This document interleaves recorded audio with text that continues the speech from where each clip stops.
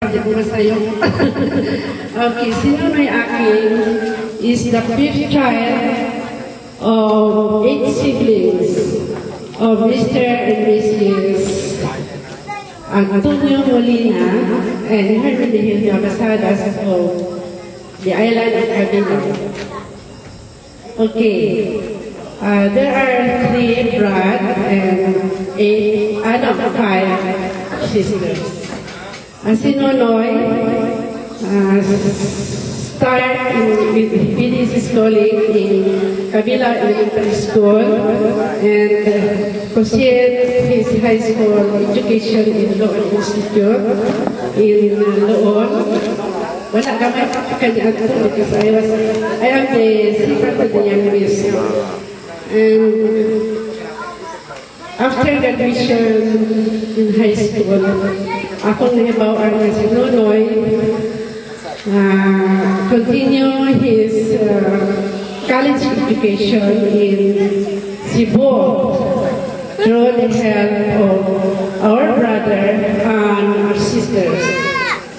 And after a year in Cebu, ato na po siya sa Davao with the help also of my sister.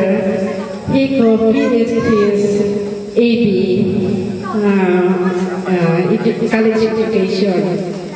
Then, when they got married ng daday, si Himit ng daday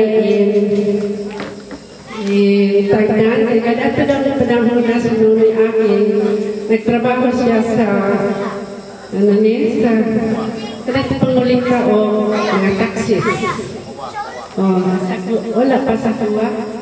Then after that, murag nagsama siya sa pagka-auditor, nagkapasar siya, nahimo siya kuha auditor. Huwag pa na ako nahibalan. Kuan man ko si Nonoy, dari sila niya. Ang uban ako na iso dito namin sa Davao. Ako dito nagano naglako. Sila si Nonoy, hinihihap naman sa buhol. Kunya, motungan namin yung sunod ng daday, and we have winner si Nonoy o sinang daday among the brother and sister. We have 9 beautiful and handsome kids, and they are not successful in their own way. Ako lang nalipay lang itong to this occasion. Nanikawan ko na magkaandi sa ilang because there are only 3 sisters left. Nanikawan ko na makalupat ko dito sa Davao because we stayed in Lobos de la Valle to just to meet my pamangkin. Tagsama ko din ako. Sinalipay ko ayun ako, although I'm too emotional in this occasion since the start, because I miss my brother and sister. The brother is a really good sister-in-law, a very beautiful sister-in-law.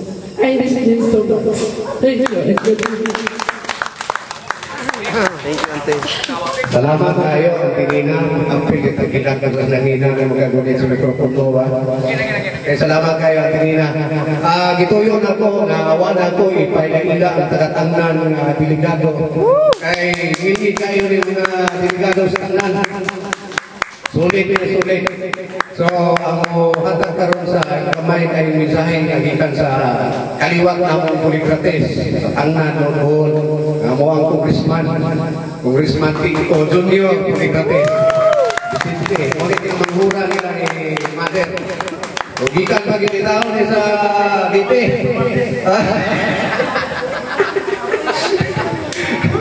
Niya nga po, Congressman. Naway may dipindi. Mayong gabi atong tanan. Labi na yun sa nag-reunion garon, gikan ni Lourdes, Boy Raul, ni Mamay, si sila kay Mama Nate, Nene, Yayang, Hajima, Yayang, si Yoyong o si Tata. May gabi usap sa atong mga bisita, trabaho niyo ba, no? Ang mga akong kaumangkunan, yung mga guwapa, gikan sa tanglan. Ang taga-Kabilaw usap, mayroon din sa galikyo. So, ang akong ikasulti nga, kining gihimo nga reunion ng buhay na lipay, hindi ko pagkayo niya. Usa ko kaginikanan, usap, iso ni nadaday, nga gamay na lang minabilin. Sa kapulo, may kapulo, tulo na lang minabilin. Ambot din sa kanya, yung champion ni mo ini. So, para na ako, bisan medyo layo ang liti niya yun. Bago pa rin yung tabuan, namatay ng direksyon. Balik na saan ko, kaya kingnan ko ni Boy Raon, ng Lourdes, nga magliyon yun lagi. So, bisan ko na ko yung mga katungdanan ngadto, kaya namatay kinakimay nga negosyo, narigon ko, kaya siguro sa akong kasulti sa una, nalipay ko, dako, nga naghimo sila o reunion, boy. Kaya apel man diapon mo ini. So sa mga taga-Amerika usap, tambong, akong ikan nga nalipay, nga niya sila, sama sa Meksyon, siya si Boy, Lourdes, doon na biya ni Tinguha o Tagmanto, Amerika. Pero gituyo siguro siya ngayon nga nihin iba't poon kay namin kayo sa istorya din eh, Tagmanto naglantanan sa Amerika. Mo nga, dili siguro mo tukot ang inumo, mga manto ko sila. Lourdes, si Boy, doon na may mga kasumbungan sa mga ginagmay problema.